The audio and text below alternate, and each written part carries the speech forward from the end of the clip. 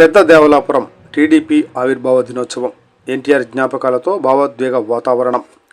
నంద్యాల జిల్లా బండి ఆత్మకూరు మండలం శ్రీశైలం నియోజకవర్గంలోని పెద్ద దేవలాపురం గ్రామంలో ఆదివారం తెలుగుదేశం పార్టీ 44వ ఆవిర్భావ దినోత్సవం ఆత్మీయంగా ఘనంగా నిర్వహించారు.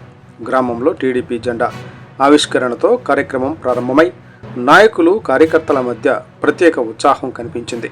ఈ సందర్భంగా గ్రామ అధ్యక్షులు మలిరెడ్డి భాస్కర్ రెడ్డి మాట్లాడుతూ పార్టీ స్థాపకుడు అన్న ఎన్టీ రామారావు గురించి స్మరించుకుంటూ భావోద్వేగానికి లోనయ్యారు.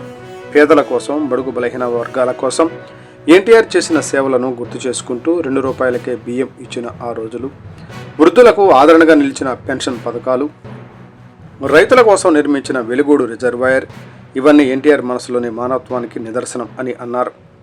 తెలుగు ప్రజల గుండెల్లో ఎన్టీఆర్ ఎప్పటికీ చిరిగిపోని ముద్ర వేశారని, ఆయన చూపిన మార్గంలోనే పార్టీ ముందుకు సాగాలని పిలుపునిచ్చారు. ఈ కార్యక్రమం మొత్తం ఎన్టీఆర్ జ్ఞాపకాలతో నిండిపోయి అక్కడున్న ప్రతి ఒక్కరిలోనూ భావోద్వేగాన్ని రేకెత్తించింది. ఈ కార్యక్రమంలో గ్రామ టీడీపీ నాయకులు, కార్యకర్తలు, అభిమానులు పెద్ద సంఖ్యలో పాల్గొని ఐక్యతను చాటుకున్నారు.